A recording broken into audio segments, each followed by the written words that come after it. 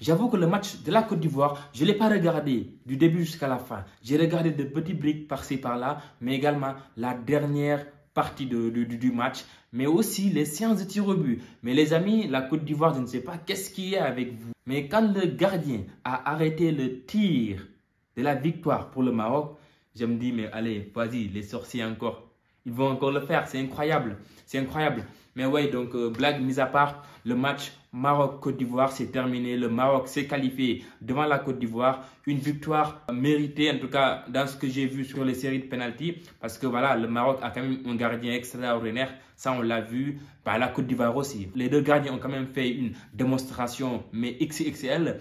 Les joueurs quand même, par contre, les tirs des Ivoiriens, ça a été moins réussi quand même pour les Ivoiriens. Il faut quand même le dire, dans le match, il y a eu des choses intéressantes. La Côte d'Ivoire a eu quelques opportunités. Le Maroc a eu le ballon. En tout cas, au final, les Marocains se qualifient et c'est totalement, je pense, mérité quand même. Ils sont chez eux, ils sont accompagnés d'un public, ils ont le cœur, ils ont l'émotion.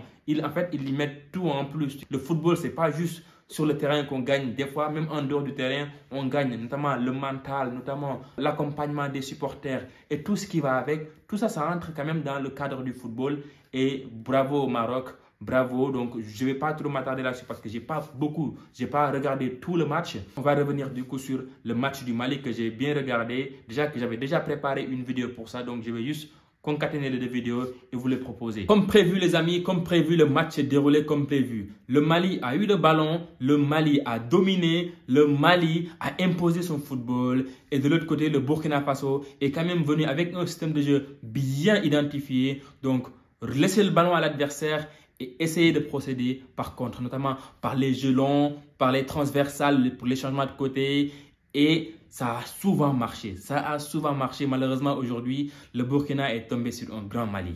Il faut quand même le dire, on ne va pas se mentir. Le Mali a dominé son match, notamment en première période, on l'a vu. En seconde période, c'était un peu moins le cas parce que le besoin quand même ne se faisait pas forcément sentir. Et le Burkina Faso s'est créé des occasions dangereuses en première période, malgré la domination du Mali. On l'a vu, hein.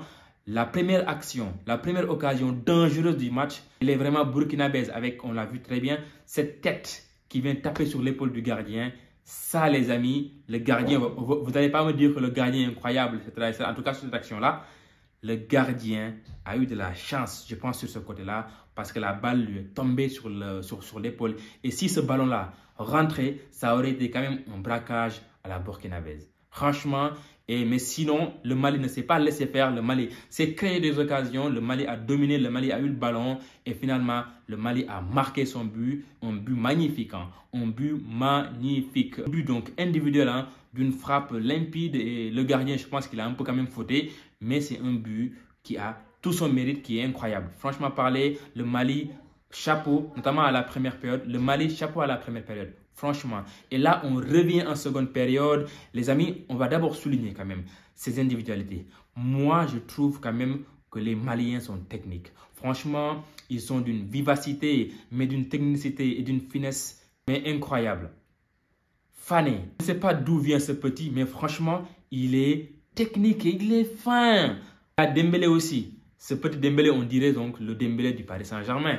Le petit, il est bon. Franchement parler, il est très très bon. Et après, il y a le numéro 9. Il est costaud. Son gabarit lui est totalement favorable. Hein. Son gabarit lui est totalement favorable. Il y a des gens quand même qui sont grands, qui sont costauds, mais qui ne savent pas forcément l'utiliser. Il l'a très bien utilisé. Je ne sais plus comment il s'appelle, mais il a fait un grand match. Il a fait un grand match. Donc la première période se termine. On revient en seconde période. Là, le Burkina Faso a la possession. Le Burkina Faso veut revenir quand même dans la partie. Le Mali recule un peu, effectivement, parce que voilà, Burkina quand même a imposé à un certain moment donné une domination dans la possession. On l'a vu, hein, franchement, avec des transversales, mais limpides. Mais quand même, ce qui a vraiment fauté pour Burkina Faso, c'est qu'en fait, en réalité, en seconde période, ils ne se sont pas créés des occasions. En première période, ils ont eu des actions dangereuses en étant défensifs, mais en voulant être offensifs, ils n'ont pas été dangereux quand même. Il faut le dire, il n'y a pas eu d'occasion dangereuse qu'on peut souligner pour le Burkina Faso en seconde période. Le Mali a reculé, a décidé de procéder par contre. Avec les trois de devant, quand ils ont la balle, impossible de la leur confisquer. C'est juste incroyable. Ils ont une manière quand même de porter le ballon qui est juste, mais chirurgicale. Dembélé, je ne vais pas m'en lasser. fanés aussi. Je ne vais pas du tout m'en lasser. Ils sont incroyables. Et après, il y a le capitaine aussi. Hein. Le capitaine a souligné, il a fait un grand match. Il a vraiment fait un grand match. Donc, les Maliens, bravo, bravo, bravo. Donc, ce jeu en contre quand même a mené au deuxième but et puis au carton rouge du Burkina Faso. Le Mali, vraiment, bravo à vous. Vous avez dominé. Vous avez complètement dominé votre sujet. Il faut quand même le dire. Du courage au Burkina Faso parce que voilà, ça a quand même été un bon match. Un match qui avait été attendu. Et au final, voilà, c'est le Mali qui se qualifie. Et le Mali va croiser soit la Côte d'Ivoire, soit le Maroc. Les Maliens, quelle équipe préférez-vous rencontrer en finale? Bonne question. Là, je vois les Ivoiriens venir là. Je vois les Ivoiriens de loin venir. Oui, le Sénégal, le Burkina, le Mali, tout ça, c'est des équipes qu'on tape tout le temps. Enfin bref, juste de la rigolade. Mais voilà, en tout cas, un bon match. Et puis, on attend du coup le match du Maroc face à la Côte d'Ivoire. Ça sera un très grand match. Ça sera un très grand match. On se retrouve juste après. Mais aussi les matchs de Champions League. On va débriefer tout ça tout à l'heure. Les amis, portez-vous bien et à bientôt. Et n'hésitez surtout pas, les gars.